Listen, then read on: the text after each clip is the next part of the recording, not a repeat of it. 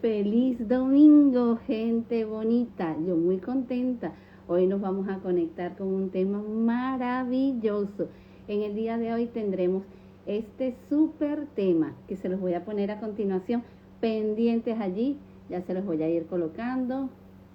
Y el tema de hoy es este, en Domingo de Life con María José, con ese tema maravilloso acerca del acoso escolar en niños y adolescentes. Yo estoy súper contenta y ahí ese fantástico invitado, donde tenemos a Eduardo Herrera. Tenemos aquí una señora maravillosa, María Lata, un gran beso a Venezuela, el Papi 82, a Deto un poco, y a Salazar, tenemos a Deco, y bueno, tenemos a tanta gente bonita, desde donde se conectan, gente extraordinaria.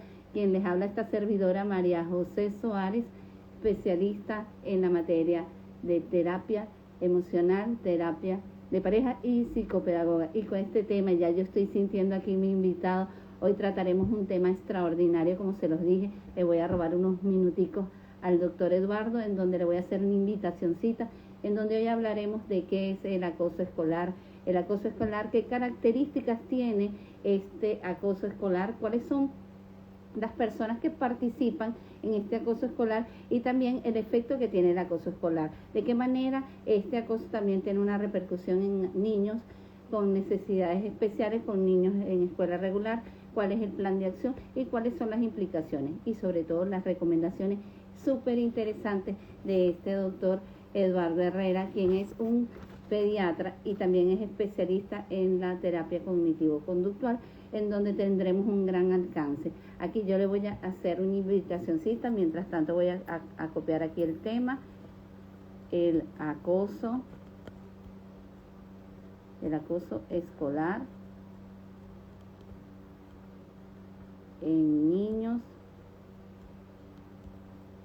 y adolescentes. Bueno, yo muy contenta de conectarme en el día de hoy con ustedes y estaré con este tema tan extraordinario que tiene tanto alcance. Gracias por los comentarios. Saludos a Dani Herrera, tenemos a María Vargas, tenemos a Len, tenemos a Crin, a toda esta gente maravillosa, y yo le voy a hacer la invitacióncita al doctor. Ya no espero más ni le robo ni un minuto porque él es de gran alcance. Vamos a buscarlo aquí, al doctor.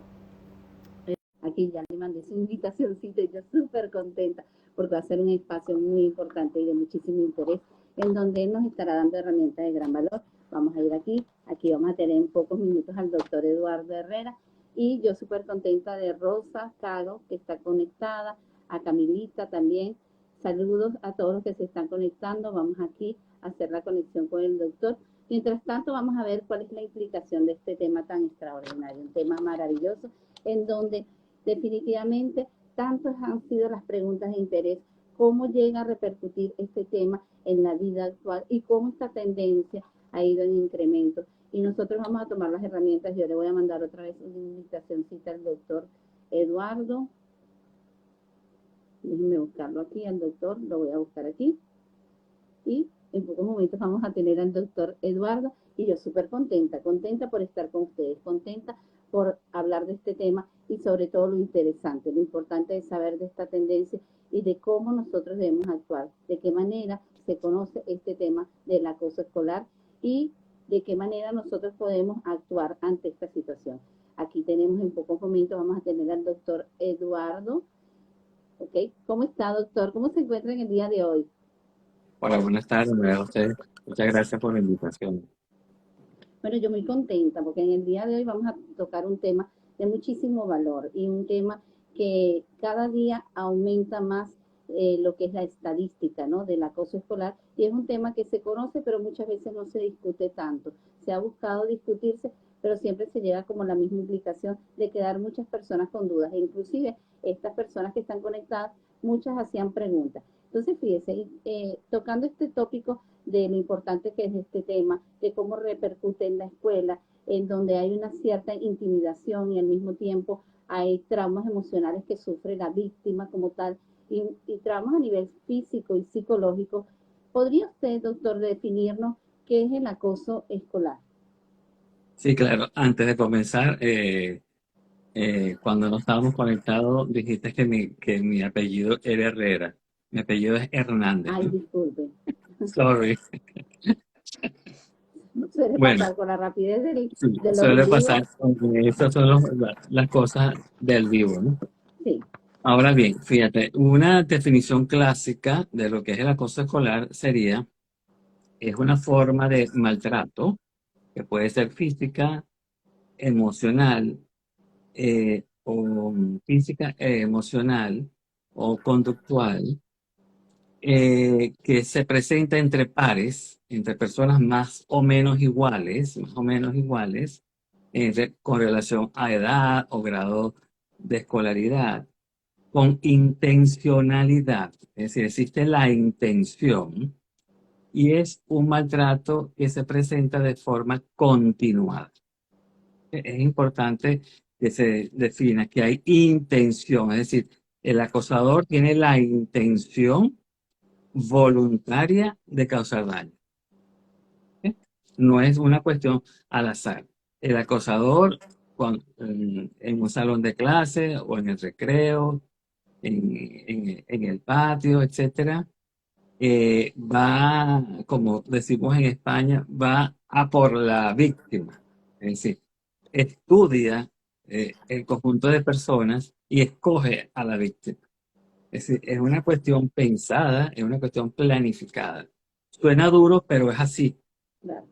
Y eso es para diferenciarlo de ese conflicto normal que puede existir entre niños en edad escolar o entre adolescentes en un salón de clases, en un patio, que generalmente es un conflicto y que puede, digamos, resolverse de manera amistosa o no, pero no es una cuestión continuada e intencional. Eso es muy importante. Bueno, fíjense lo importante de lo que hemos tocado en este momento, de que esto es una intención que ya está previamente planificada por la persona que esto es algo importante, que esto no es casual, esto ya ha venido Exactamente. siendo observado, ya esto ha sido planificado y ya se conoce inclusive las características muy intensas y muy perfectas de la víctima a quien se le va a acosar, ¿no? Como tal. Y esto es una repercusión que ocurre en las aulas de clase en donde por lo general, esta situación ocurre porque hay personas que tienen un liderazgo y un liderazgo en donde quieren acusar a personas que tienen de repente características que son más sumisas o que de repente ellos buscan algo atractivo, ¿no? De estas personas. Saludos a Alejandra So, en donde nos manifiesta que es un excelente tema. Y fíjense que al profundizar este tema y dándonos cuenta, aquí implican unos personajes bien importantes que es importante saberlo, porque nosotros decimos, por ejemplo, en el caso de que yo tuviese a mi hija y fuera acosada, ella sería la víctima. Ahora, hay una característica de las figuras, hay un acosador, hay una víctima y hay unos observadores. ¿Cómo podría definirnos cuáles serían las características, por ejemplo, del acosador? Ok, sí, exactamente. El acoso escolar es un triángulo que está formado por tres elementos: el acosador, la víctima o el acosado y los observadores. Ahora bien, una de las características que se ha encontrado en este momento y que tumba un poco lo que se pensaba anteriormente, es que cualquiera de nuestros hijos, cualquiera de nuestros, digamos, familiares, de nuestros conocidos, de nuestros vecinos, puede ser tanto víctima como acosador, cualquiera. Es decir, no hay un perfil preciso para que tú seas una víctima y no hay un perfil preciso para que tú seas un acosador. Es más, existen algunos niños que en un momento dado de su vida escolar son, toman el rol de acosados y luego toman el rol de acosador. Entonces es muy complicado la situación. Claro, existen una serie, es cierto que es más frecuente que un niño acosado sea un niño que tenga alguna característica diferente al resto de su grupo. Eso sí es cierto. Es decir, el niñito que es más gordo o que es más flaco o que es más alto, eh, el que usa lentes, el más pobre también de la situación, el que tenga menos recursos, el que llegue con los zapatos rotos, por ejemplo, o el que sea más inteligente, el que sea el que saque mejores notas también puede ser víctima de acoso, o la más guapa del grupo también puede ser víctima de acoso. Es decir, muchos padres creen, no, es que mi hijo es el capitán del equipo de fútbol y es el mejor estudiante y nunca va a ser víctima de acoso. No, eso no es verdad. O sea, No, no es cualquier verdad. muchacho puede ser víctima de acoso. Existen unas características, por supuesto, especiales. Se ha encontrado en estudios en estudios estadísticas a través de la historia clínica conductual, por ejemplo, que estos niñitos tienen una autoestima, puede ser bajo, estos niñitos a lo mejor no tienen una buena relación o una buena comunicación con los padres desde el punto de vista efectiva, afectiva y emocional, que los hace como más víctimas de ser acosados. Pero cualquiera de nosotros puede serlo. Y es lo que quiero que quede en los que nos están viendo en este momento. Es decir, em, hay que estar pendiente de nuestros hijos, o de nuestros, digamos, niños, y no pensar que porque ellos no tienen ningún perfil para ser acosados. ¿Sí? Y mucho menos pensar que mi hijo nunca va a ser un acosador porque yo lo trato bien en la casa, porque él no muestra aquí conductas agresivas, etcétera. Entonces es muy importante que la gente se quite todos estos mitos de la cabeza y se centre en lo que es la, digamos, realidad. Es decir, entonces, ¿cuál sería más o menos lo más frecuente como para establecer un perfil del acosador? Entonces, ese niño que él, le cuesta un poco compartir, aquel niño que busca una compensación inmediata a sus necesidades, que le cuesta esperar su turno, que no tiene empatía por el otro, ¿sí? En algunos estudios se ha encontrado que estos niñitos acosadores suelen venir de familias donde hay maltrato dentro del hogar, más o menos así, ¿vale? Okay. El perfil más o menos de un acosador, perdón, de una víctima o de un acosado puede ser un niño con alguna característica física o intelectual diferente al resto de su grupo. Eso Okay. puede ser, podría ser. Otro, aquellos niños que no se destaquen, por ejemplo, en el deporte, son víctimas de acoso. Aquellos niños que tengan problemas para el habla, para escuchar, para escribir. Aquellos niños que salen mal en el colegio, que sacan malas notas, aquellos niños que tienen el autoestima un poco bajo, que son tímidos, que son niños retraídos, eso más o menos el perfil. Y el otro elemento de este triángulo son los observadores, que puede ser cualquiera. Cualquiera puede ser un observador. Ok, fíjense lo importante de una pregunta que está haciendo aquí Aliso, que dice, ¿por qué antes existía acoso escolar y la incidencia de suicidio no era como la de la actualidad? ¿Cómo ha cambiado esta tendencia? Que dice que el avisador siempre es líder. Ok, hay algo importante en este triángulo de lo que me ha venido manejando, en donde se maneja ahorita, desde lo que nos has explicado, que hay una manera, una visión diferente de ver a la víctima y de ver inclusive cuál es el papel que ella tiene, porque muchas veces se tiene la noción de que simplemente son personas que tienen alguna minusvalía y de repente, como tú me estás planteando, que tienen alguna característica que sobresale, por lo menos los niños que son sumamente inteligentes suelen ser víctimas también de bullying. ¿Y qué ocurre con estos niños? No hay una tendencia, sino es una característica muy específica que atrae al acosador para intimidar a esta persona.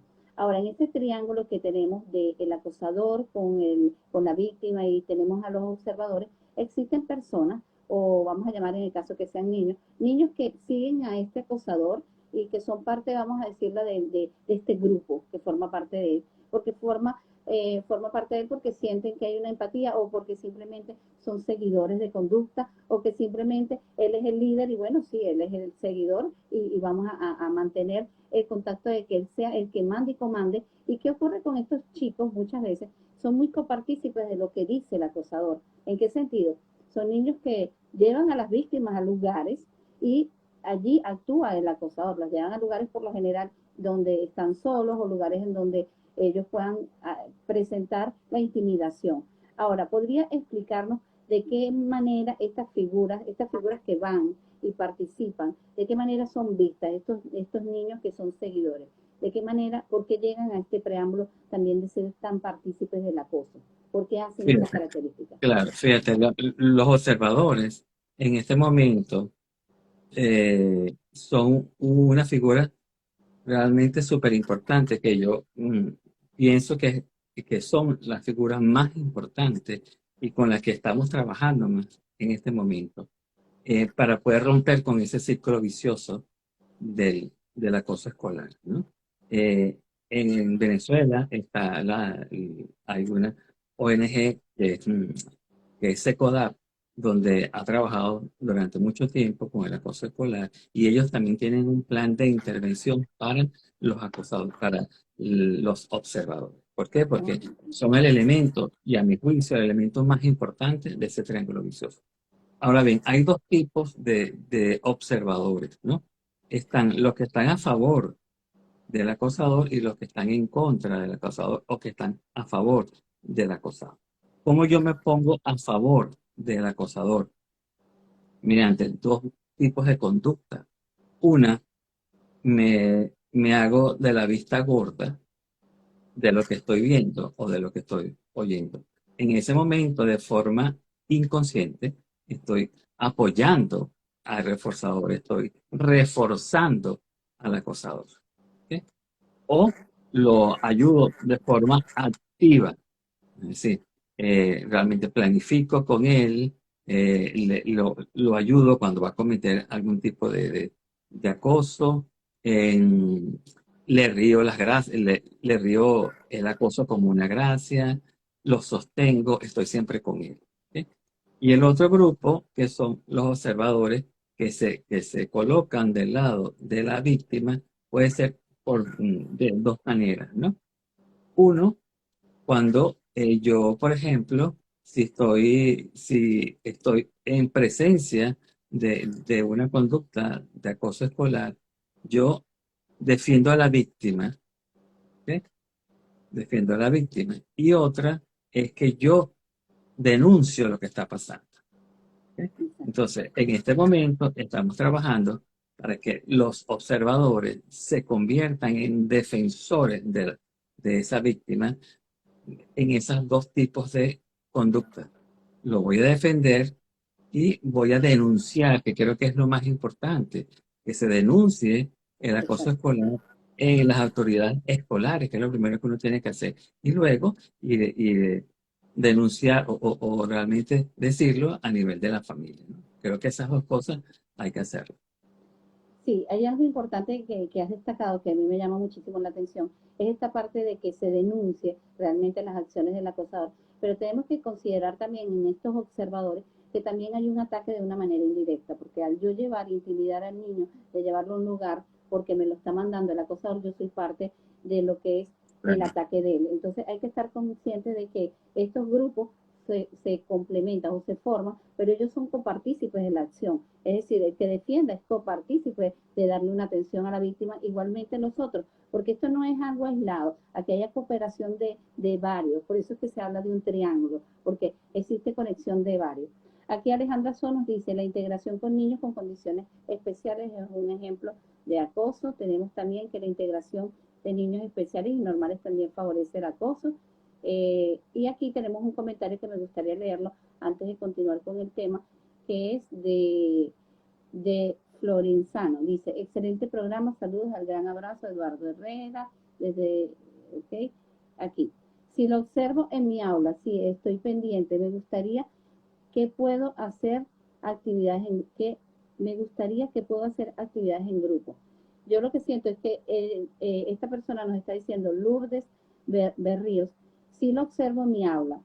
Siempre estoy pendiente. Me gustaría y qué puedo hacer en actividades de grupo. Por ejemplo, lo que estoy entendiendo es que el acoso ella lo ve en el aula de clase y de qué manera ella puede actuar con todo el grupo Bueno, para que esta situación se... eso lo vamos a dejar para el final, ¿no? Que son las recomendaciones que Exactamente. vamos a dar a nivel escolar y a nivel de familia, ¿no? Exactamente. Ahora, hay algo que llama la atención, es la cantidad de dudas que existe, como lo había dicho desde el inicio, acerca de este tema del acoso escolar y darnos cuenta de que existe infinidad de información y existe inclusive, fíjate que nos estás hablando de este triángulo, que mucha gente aquí con certeza no lo conocía. Habla siempre de la víctima, del acosador, más no de los observadores. Algo importante y un aspecto importante de observar y de discutir. Ahora, ¿cuáles serían también para nosotros romper? ¿Cuáles son el paradigma de la cantidad de mitos que hay acerca de lo que es del acoso escolar? Sí, uno de los mitos que no sé si es un mito o es un concepto malentendido, que lo cierto es que el acoso escolar solamente se da en el ámbito escolar, ¿ok? Es decir, todo lo que esté fuera del ámbito escolar no se llama acoso escolar, se puede llamar otro tipo de cosas. Y es importante eso. Un acoso escolar no puede ser entre una maestra o un maestro con un niño. Eso no es acoso escolar, porque el acoso escolar tiene que ser entre pares, ¿sí? Entre niños más o menos, como dije, de la misma edad o del mismo grado donde estudian, ¿sí? El ámbito escolar implica la estructura, el edificio del colegio, 200 metros alrededor, que, que eso forma parte del ámbito escolar, y el transporte escolar. ¿Ok? Esos son los ambientes para que tú hables de un acoso escolar. Yo estoy cansado de ver gente, inclusive realmente profesionales del área de la salud y de la educación, hablando de acoso escolar o de bullying muy libremente cuando no es. No, porque es que ya, a mí me hicieron bullying en mi casa. Eso no es bullying. Eso no es Exactamente, bullying, ¿no? muy Entonces, cierto. quiero que quede muy claro, el acoso escolar solamente es en el ámbito escolar. ¿Ok? Okay. Uno de los mitos es que eso es cosa de niños. No, eso no es cosa de niños.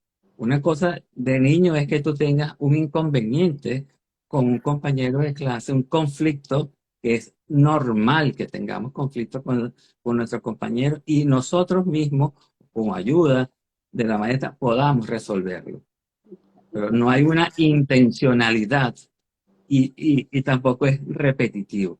¿Ok?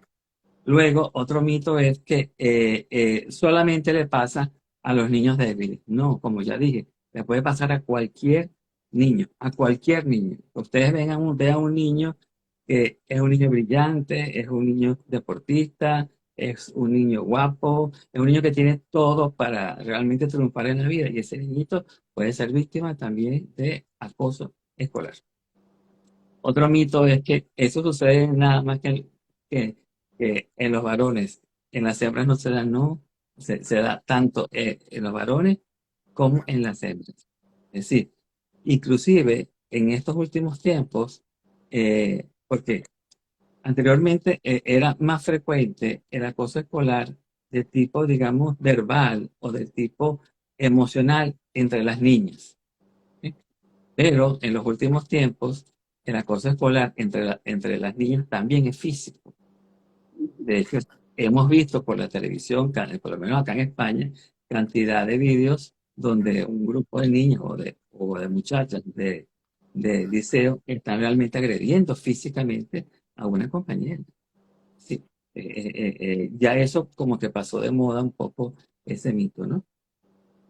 Y el último mito que creo que es que ha hecho que el acoso escolar haya tomado tanto vuelo es que la gente cree que el acoso escolar no se detiene. Al contrario, el acoso escolar se puede detener, se puede parar el acoso escolar Exactamente. y se puede prevenir el acoso escolar. ¿Vale? Bueno, ciertamente, estos mitos son importantes saberlo y tomar en consideración de que uno de los grandes mitos es este último que has mencionado, de que no se puede frenar y tomar las medidas. E inclusive, si nosotros observamos que estas características están presentándose, yo debería frenarlo antes de llegar a una connotación más larga. Aquí tenemos un comentario de Alexo que nos dice, yo fui víctima de acoso escolar y solo reaccioné cuando vi que me acosaron a mi hermana y la defendí. Ese día lamentablemente aprendí de que me defendía y aprendí a defender a los acosados. Aquí Jesús David, saludos. Aquí nos hace una pregunta, si el problema o pela sucede entre dos compañeros de escuela, pero fuera del ámbito escolar, o sea, en las redes sociales o lejos de la escuela, ¿qué podría hacerse? Aquí estamos hablando de la connotación de que estos compañeros se conocen en la escuela, pero existe lo que se llama el acoso a nivel de las redes sociales por parte de sus Exactamente. compañeros. Entonces, fíjense, esto sí es otra clase de acoso que es importante mencionarlo. Y está muy en popa este tipo de acoso. ¿Por qué? Porque se utilizan inclusive imágenes, se utiliza información de interés que manejan las redes sociales para autoagredir. Entonces, ¿qué pasa con este encaje? También esto, desde mi punto de vista, quisiera que el doctor me dijera, son también víctimas de poder ser sancionados. ¿En qué sentido? Debemos nosotros también ir y decir qué es lo que está pasando y llevar un procedimiento, porque estos casos, cuando hablamos del Internet que están utilizando, llega una connotación mucho más elevada, un ámbito más elevado, en donde nosotros debemos definitivamente denunciar, porque aquí se están utilizando no solamente la agresión con palabras, sino con imágenes, en donde yo estoy ultrajando mi identificación, que es algo importante. Y aquí, por lo menos en Portugal, se maneja lo que se llama la protección de datos en cualquier punto de vista, desde una imagen, desde el nombre, desde todos los datos, y esto es algo importante que se debe frenar. Ahora, en Sí, el caso, ¿qué me podrías decir, Eduardo? sí, exactamente. Esa forma de acoso escolar se llama ciberbullying, ¿no? Que está muy de moda a través de las redes sociales. Acá en España, por ejemplo, ya se considera como un delito, ¿sí? En el caso de ciberbullying, cuando es, digamos que denunciado, ya lo toma en consideración, es la policía, ¿no? La que toma el caso, Exacto. ¿no? Ahora, el ciberbullying es un acoso, es un tipo de acoso escolar mucho más grave que el acoso escolar. ¿Por Mm, qué? Porque se da a toda hora, todos los días del año, y es visto por millones de personas, ¿no? Es decir, cuando tú lanzas una foto, cuando tú realmente publicas un vídeo, cuando tú posteas algo, ya eso no es tuyo, ya eso se fue a las redes y lo puede ver cualquier persona y lo siguen realmente replicando, ¿no? Entonces, mm, es mucho más grave el daño que se le hace a un niño o a un adolescente a través del ciberbullying, y muchas veces, o casi siempre, el acosador actúa de manera anónima, ¿no? Se esconde a través de un seudónimo, de una foto que no es él, etcétera, o abre un perfil falso, etcétera, eso es para cierto. acosar al otro. Es decir, tiene igualmente la intencionalidad de causar daño. Entonces, si tú estás en presencia de un ciberbullying, no repliques la foto, no repliques el vídeo, no hagas ningún tipo de comentario, sino más bien habla con esa persona que está siendo acosada y dile que realmente denuncie el caso y que lo hagan los organismos policiales.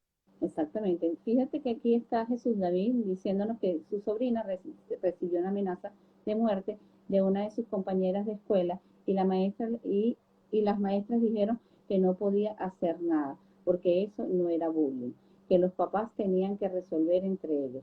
Ella está en España. Fíjate la connotación y la importancia de lo que veníamos hablando desde el inicio, Eduardo, de la desinformación de las medidas que se deben tomar. Porque, ¿qué ocurre?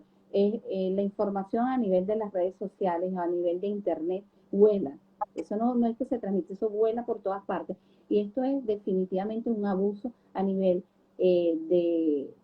a nivel, perdón, emocional y a nivel de tu integridad como persona, en donde las personas deben evaluar. E inclusive, nadie tiene por qué manejar información de uno y menos repartirla a nivel de las redes. Por tanto, en el primer momento que aparecen imágenes que son mías, yo debo denunciar porque ya eso es un Exactamente. acoso. desde cualquier plano. Y ahí me iría de repente a un plano de un acosador que está externo a querer intimidarme, porque lo que está haciendo esta persona es intimidar y burlarse en las redes.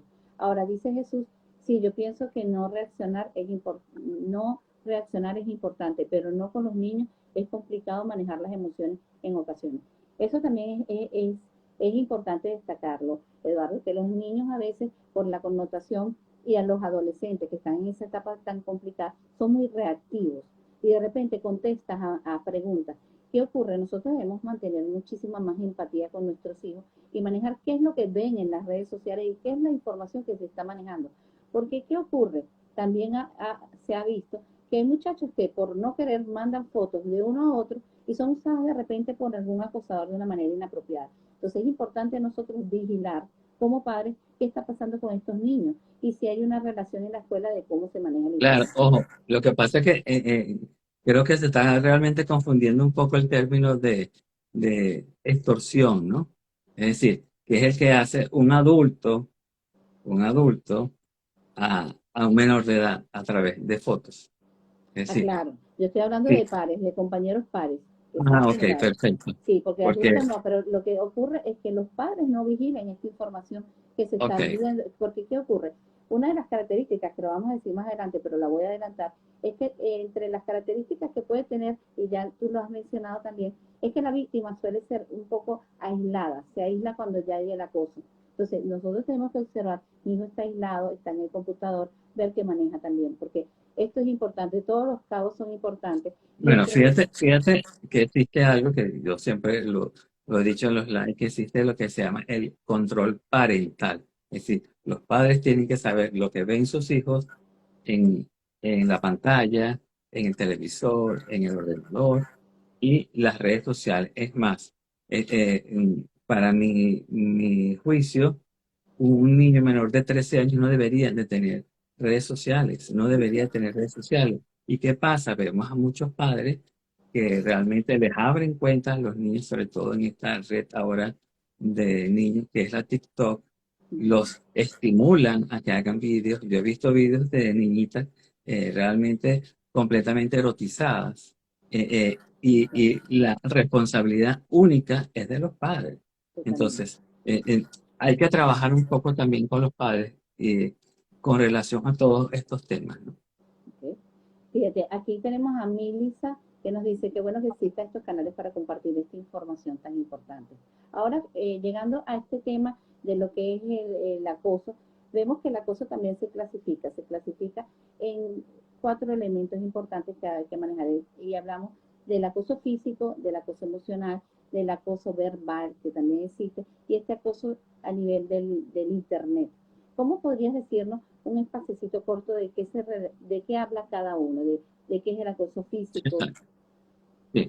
Bueno, el acoso físico se refiere a todo tipo de, digamos, agresión física, que puede ser golpes, que puede ser patadas, que puede ser arañazos, jalones de cabello, que tú los ves en las peleas que ocurren en el colegio y que el niño llega a su casa con un moratón en la cara y trata de realmente disimular o los padres no se dan cuenta o tiene un mechón fuera del pelo, tiene un espacio ahí que se ve que estaba antes ocupada por cabello y ahora no lo tiene, que tiene arañazos en el cuerpo. O sea, son una serie de detalles que los padres tienen que estar pendientes y que el niño acosado generalmente esconde, ¿no? Porque le da vergüenza, porque a lo mejor siente o piensa que los padres lo van a agredir más, etcétera, etcétera, ¿no? Que eso suele pasar también.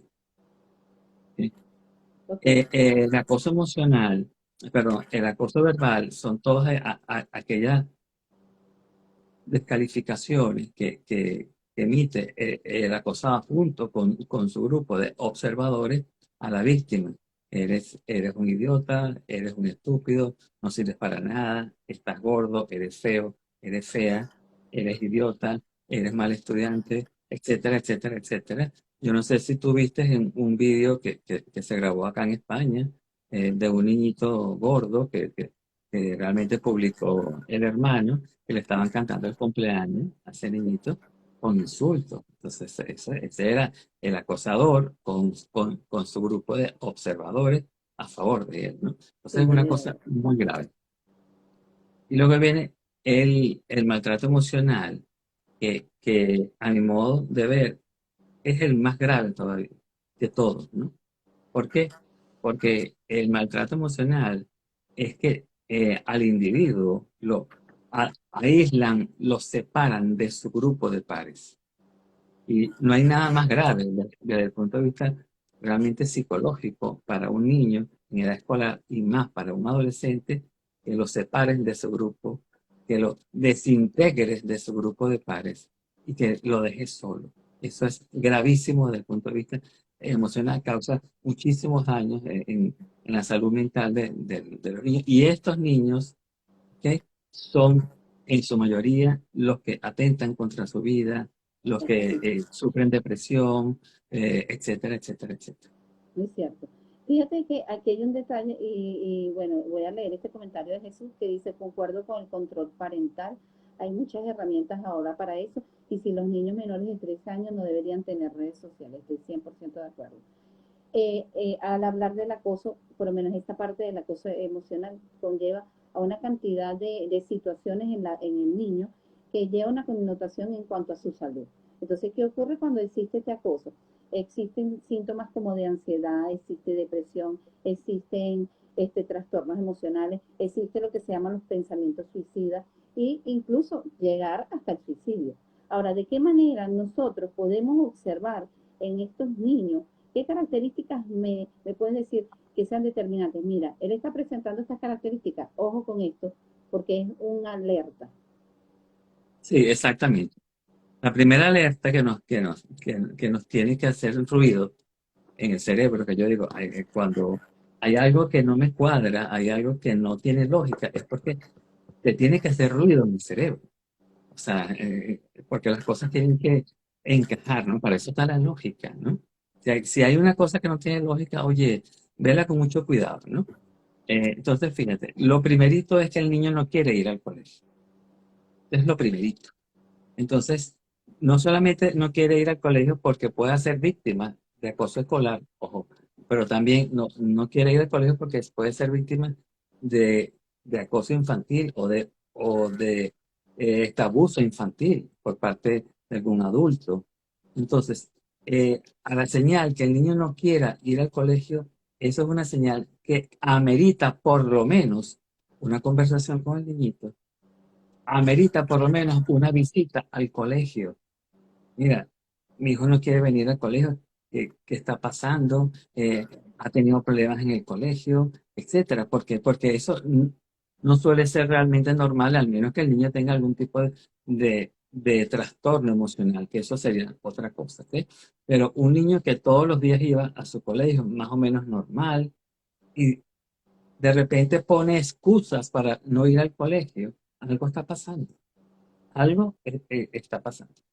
Otra característica es, por ejemplo, aquellos niños que venían saliendo bastante bien en sus notas Muy cierto. y de repente empiezan a, a no salir bien en los exámenes o se le olvidan las tareas que tenían que entregar, los trabajos, algo está pasando y eso tiene que hacerle ruido en la cabeza de los padres que algo está pasando con este hijo, con este niño. Entonces, vamos a ir al colegio, vamos a conversar con este niño, pero a conversar no al estilo policía, no le voy a hacer un interrogatorio al muchachito. Voy a tener una comunicación con él, una conversación con él desde lo emocional, es decir, para que él logre conectarse conmigo y pueda decirme sin ningún temor qué es lo que está pasando. Ahora bien, si yo antes de este episodio no tengo una buena comunicación, un buen canal de comunicación con mi hijo, no tengo un canal de comunicación afectivo, efectivo con mi hijo, no puedo lograr ya esa conversación. Entonces, por eso es que hay que trabajar con la familia muchísimo antes que se presente algún caso de acoso escolar. Otra característica conductual es, por ejemplo, que tenga trastornos del sueño, trastornos en la alimentación, que no quieran salir de la casa o del cuarto, que no quieran visitar a los familiares. O sea, una serie digamos, conductas que te tienen que hacer pensar que algo está pasando. Ojo, no son específicas del acoso escolar, pero sí son indicios que algo está pasando en ese niño. O sea, no podemos dejar pasar. Está bien, un día todos tenemos días malos o días buenos o Exacto. días, digamos, regulares, pero un día está bien, pero otro día y otro día y otro día. O sea, ¿qué vamos a esperar? Entonces vamos a acudir donde tenemos que acudir. Si nosotros tenemos un pediatra de confianza, vamos a consultar con el pediatra a ver qué le está pasando. Si es algo, digamos, médico, si es algo orgánico, si es una enfermedad física que está teniendo el niño, si tiene realmente problemas con el azúcar, si tiene anemia, si Exacto. tiene alergia, lo que sea. Pero no podemos quedarnos realmente sentados esperando que las cosas se resuelvan solas. Los problemas en los niños no se resuelven solos, nunca se resuelven solos, jamás se resuelven solos. Al contrario, con el tiempo se van estructurando, se van volviendo cada vez más complejos y lo que nos vamos a conseguir es un monstruo después de todo eso que ha ido avanzando. Y Esos fíjese que serían, a grosso modo, más o menos, aquellos indicios, digamos, conductuales que nos puedan decir que este niño puede estar pasando por un episodio de acoso escolar. sí, y hay algo importante que aquí hablamos de un niño que tiene un estándar de conductas particulares en donde si observamos los cambios particulares solamente en las conductas, en sus actitudes que repercuten incluso en su cuerpo, porque por ejemplo nosotros hablamos inclusive de problemas alimenticios graves como la anorexia, por ejemplo, que es parte de una etiología que surge también por el acoso, por que puede ocurrir por el acoso escolar, debemos nosotros observar qué está pasando porque el hijo pierde peso. También puede observar, como tú lo has dicho, no quiere ir al colegio. Sería importante observar qué pasa en el colegio, tener algunos toques con el colegio. Porque ¿qué ocurre con esto? Muchas veces se hace la vista gorda en el sentido de, no vale, eso son cosas de él, eso son malas actitudes, es que hoy se levantó mal, pero es que ella lleva tiempo con que no quiere ir, algo está pasando. ¿Qué ocurre? De repente hay alguna situación incómoda en donde debemos conversar, porque cualquier ambiente donde esté el niño debe sentirse con una independencia para poder interactuar de la manera armónica. Aquí tenemos a de todo un poco que nos dice, si mi hijo adolescente sufre de acoso escolar, ¿a qué especialista lo llevo y cómo lo ayudo en casa? Esas serían las recomendaciones que vamos a dar al final. Entonces, fíjense algo importante. ¿De qué manera yo quisiera tocar un tópico? Sé que es un tópico muy grande, pero quisiera tocar un tópico que me interesa mucho, que yo defiendo mucho a la población de educación especial, porque soy especialista también, ¿no? No que no defienda a la demás, ¿no? Porque todo el mundo es abierto a que ocurra el acoso escolar. Pero en el caso de la población especial, que hablamos de una escuela inclusiva, en donde hay un canal, en donde hay una cantidad de programas, en donde hay un procedimiento entre la escuela, el Instituto de Educación Especial, los institutos capacitados para atender a estas personas, y ocurre el acoso escolar. Entonces, yo veo que hay una fusión que a veces no se coordina bien, porque ¿dónde está la supervisión de la escuela inclusiva con estos niños? Que son niños tan delicados, en donde tienen, por supuesto, características muy diferentes. Muchos sobresalen y unos tienen algunas limitantes, como lo tiene todo el mundo. Pero ahorita, en este proceso de inclusión social, se está rompiendo los esquemas, porque se ven en las redes sociales niños con autismo, por ejemplo, por mencionarlo, o que tienen de repente déficit de atención, en donde yo siento que al ser acosados tantas veces, al aplicársele estos videos, no hay una supervisión. ¿Qué piensas de este aspecto, Eduardo? Bueno, es realmente evidente y es una dura realidad que los niños, digamos que se llaman los neurodiversos, tienen mayor número de porcentaje o mayor porcentaje de sufrir de acoso escolar, de ser víctimas de acoso escolar. No hay estadísticas serias, pero en los últimos estudios, más o menos, se piensa que alrededor del 70% de los niños con algún tipo de discapacidad o de capacidades diferentes, como lo quieras llamar, o los niños neurodiversos han sido víctimas o son víctimas de acoso escolar. Es decir, es una realidad, es un gran número. Entonces, por lo tanto, hay que hacer algo, hay que trabajar en eso. ¿Cómo se combate eso? Lo primero es con educación. O sea, hay que educar a los niños en el colegio. Hay que hacer un programa de sensibilización en el colegio como tal. Fíjate, esto no es nada nuevo. Yo estudié en el colegio, en un colegio en Caracas, donde en segundo grado entró un niño con una discapacidad física, pero en tercer grado, con una discapacidad física, un niño que iba a clase con muletas, tenía una discapacidad física. Y encima era un niño que venía de un estrato socioeconómico bastante eh, poco realmente favorable, ¿no? Era un niñito que había becado el colegio. Entonces, antes que ese niñito llegara al colegio, porque él entró como un mes después de haberse iniciado las clases, la maestra, que yo amo a esa maestra todavía, nos dio como una especie de charla sobre la discapacidad. Estoy hablando del siglo pasado, sobre discapacidad, sobre lo que pasaba con este niño, sobre cómo teníamos que tratarlo, porque él no podía hacer educación física, no podía correr como nosotros, etcétera, etcétera. Y no me acuerdo que hayamos tenido ningún tipo de problema con ese niño, ni él con nosotros. Él siguió tercero, cuarto, quinto y sexto grado con nosotros y fue uno más de nosotros. Es decir, yo creo yo pienso que una cuestión es que las maestras que juegan un papel súper importante acá, la dirección del colegio, en informar, en educar a la población de ese colegio sobre los derechos de la gente con alguna discapacidad, sobre la manera en la cual se puede tratar, sobre qué esperar con un niño neurodiverso, y eso es importante. Por ejemplo, y para nadie es un secreto, por ejemplo, que un niño con TDAH, y sobre todo un TDAH que no está bien tratado, ¿ok? Porque esa es otra cosa, los PDH tienen que ser bien tratados. eh, eh, es un niño que altera el orden del salón de clase, ¿no? Que fastidia en el salón de clase, que no deja trabajar a los demás, etcétera. Y eso son conductas esperadas para ese trastorno, ¿verdad? TDAH.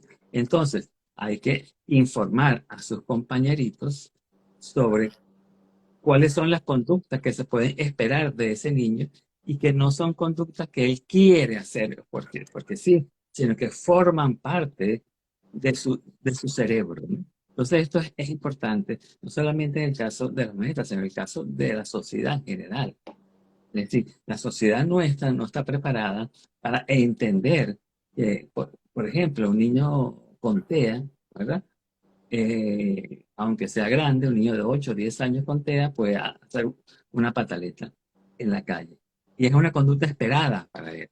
Si tú le cambias a un niño con TEA una, digamos, rutina de manera rápida, de manera que lo toma por sorpresa, realmente probablemente vaya a reaccionar con una pataleta. Y es lo esperado para él.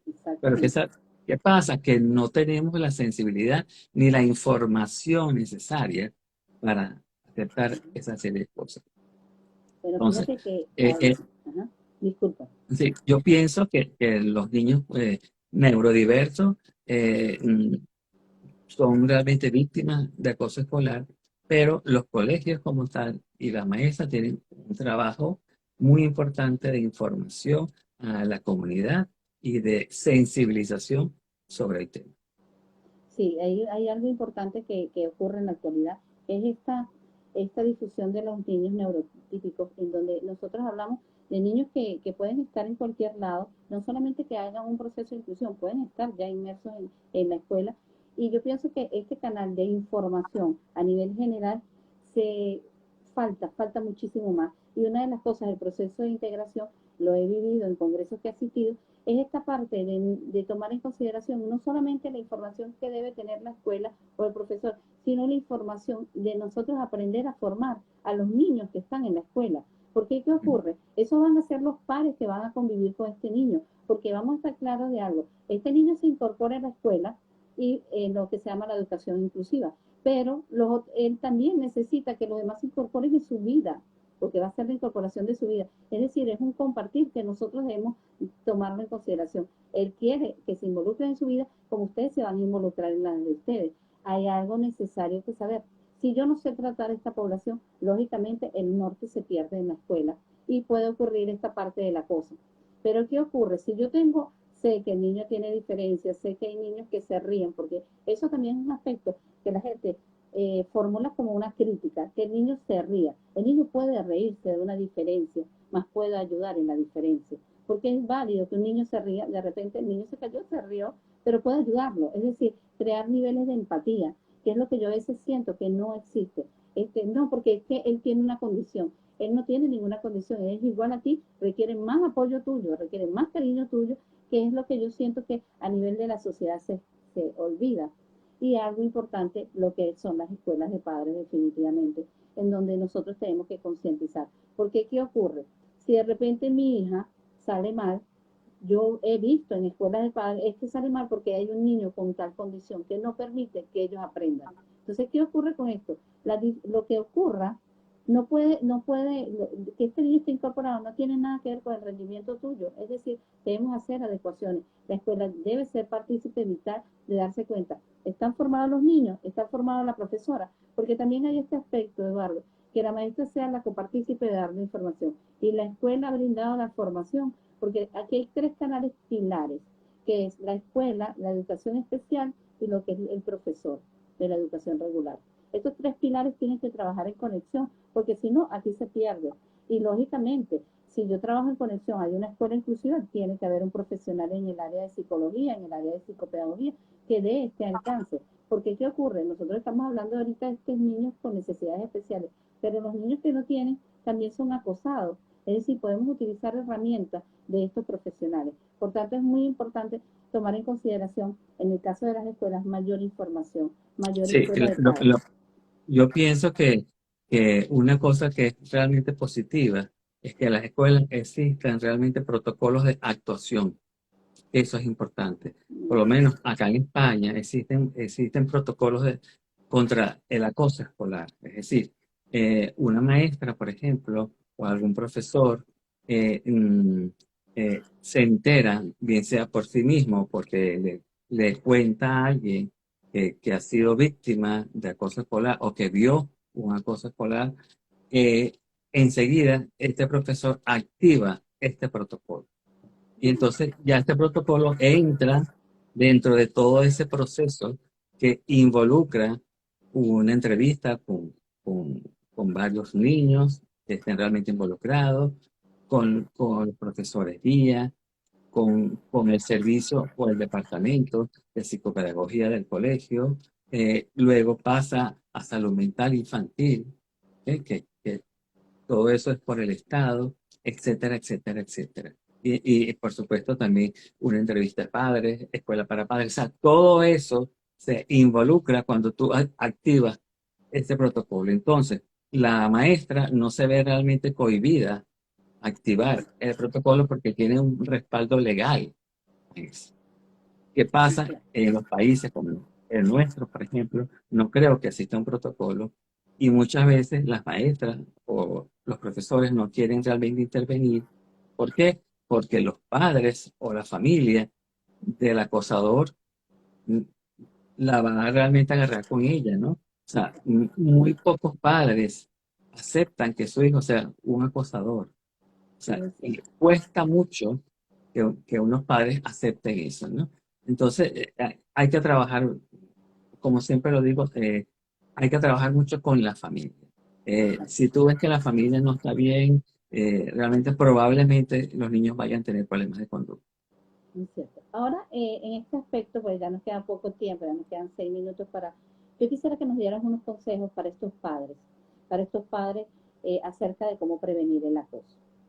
Sí, bueno, lo principal es que la familia como tal debe buscar la manera de ser una familia funcional, una familia operativa. Es decir, aquella familia donde cada uno de sus miembros sepa cuál es el rol que le toca, aquella familia que tenga unos valores fundamentales como el amor, el respeto, la empatía, el acompañamiento, aquellas familias donde hayan canales efectivos, afectivos y emocionales de comunicación con los niños, aquellas familias donde se les permita a los niños que expresen lo que sienten, lo que les pasa, lo que quieren. Eso es importante. Sí, y como siempre lo digo en los lives, que los padres conozcan a sus hijos. Muy pocos padres pueden darse el lujo de decir, yo conozco a mi hijo. Yo creo que el 0,01%.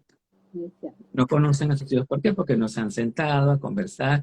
Y no es que yo lo vaya a interrogar, sino que en cualquier actividad de mi vida diaria y de la de él, en un parque, en un cine, en una salida, en la casa, cocinando, fregando, lo que sea, yo comienzo a conversar con él y allí él me va a decir qué es lo que siente, qué le pasa, qué no le gusta, qué le gusta, etcétera, etcétera. Eso es lo principal. Entonces, los padres tienen que estar así. Luego, hay que creer siempre cuando el niño te dice que si es víctima de acoso escolar. Siempre hay que creer. Tú le crees a tu hijo y tú inicias la conducta que vas a seguir. Uno es, por supuesto, hay que proteger al niñito. Yo no lo mando al colegio mañana, yo lo protejo en casa, converso con él y voy al colegio. Pero voy con una actitud no de retadora ni de echarle la culpa a la maestra, no. Voy con una actitud de información. Mira, ¿qué pasó? Mi hijo dice esto y esto y esto. A ver qué está pasando. Entonces, eso no me puedo quedar realmente sentado o le puedo hacer la vista gorda. No, hombre, eso se te pasa. Eso fue ayer lo que te pasó. No. Entonces, vamos a proteger al niño.